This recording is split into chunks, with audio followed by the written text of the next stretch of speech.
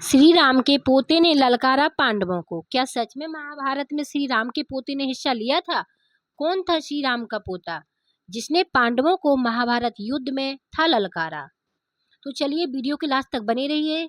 महाभारत से जुड़े ऐसे कई किस्से हैं जो न सिर्फ रहस्य से भरे हुए हैं बल्कि हैरान कर देने वाले भी हैं। इन्हीं में से एक किस्सा है श्री राम के पोते का महाभारत युद्ध में पांडवों को ललकारने का। आइए जानते हैं इसके बारे में। महाभारत युद्ध ब्रह्मांड का सबसे भीषण युद्ध माना जाता है। महाभारत ग्रंथ के अनुसार इस युद्ध में हर एक दिन लाखों की तादाद में योद्धाओं की मृत्यु होती थी।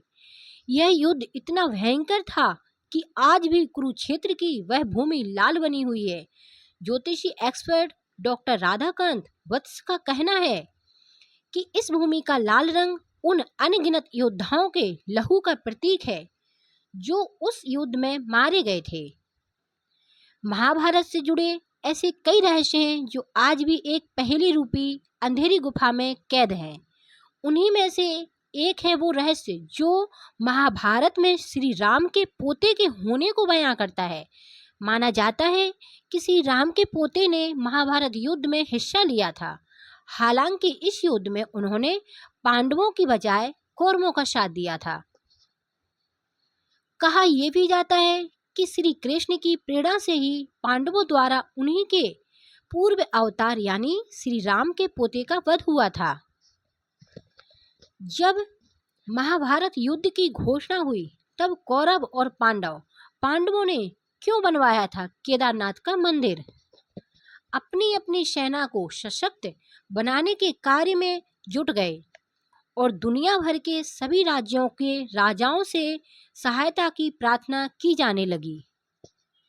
पांडवों को उम्मीद थी कि धर्म के मार्ग पर होने के कारण सभी राज्य उनके पक्ष में खड़े होंगे, लेकिन अधिकतर राज्य कौरवों के पक्ष में जा खड़े हुए और कौरवों की सेना की संख्या अधिक होती चली गई।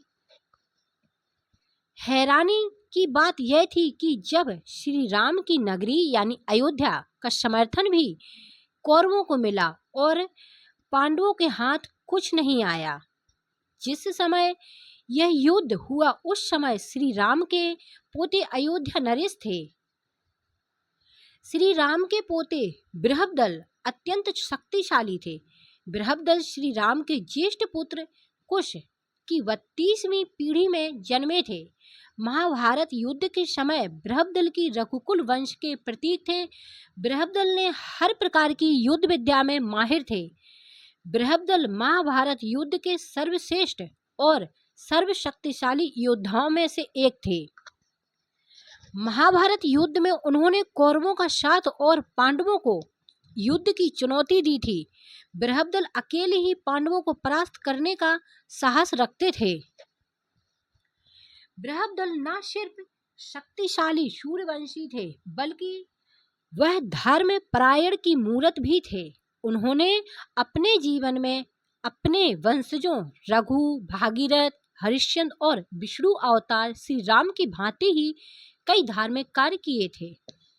महाभारत ग्रंथ के अनुसार बृहद्दल ने महाभारत युद्ध में कौरवों का साथ देने के पीछे का कारण पांडवों द्वारा हुआ एक अपराध था। असल में जब पांडव युद्ध से पहले इंद्रप्रस्थ के स्वामी बने थे तब उन्होंने राजसूय यज्ञ का संकल्प लिया था। यह यज्ञ के पश्चात युधिष्ठिर ने अपने भाइयों को विश्व के सभी राज्यों पर आधिपत्य करने का आदेश देते हुए युद्ध के लिए भेजा। भीम, नकुल, सहदेव और अर्जुन भाई की आज्ञा को पूरा करने अलग अलग राज्यों में पहुंचे। इन्हीं में से एक राज्य था अयोध्या, जहां भीम ने बृहद्दल को हराकर अयोध्या को अपने अधीन कर लिया था। इसी के बाद से बृहद्दल ने पांडवों को सबक सिखाने के लिए महाभारत युद्ध में कौरवों का साथ दिया था। हालांकि श्री कृष्ण के आदेश पर बृहद्दल ने अपनी पूर्ण शक्ति का युद्ध में प्रयोग नहीं किया था और इसी के कारण महाभारत युद्ध के 13वें दिन बृहद्दल अर्जुन पुत्र अभिमन्यु के हाथों वीरगति को प्राप्त हुए थे। तो ये था श्री राम का पोता जिसने महाभारत युद्ध में पांडवों को ललकारा था।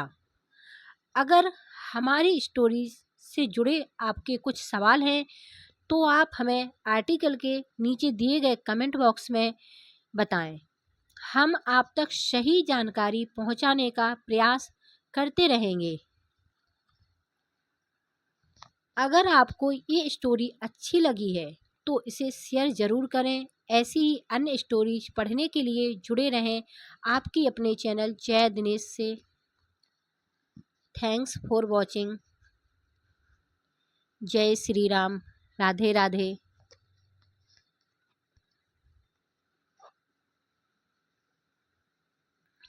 राधे राधे। जय जय श्री राम।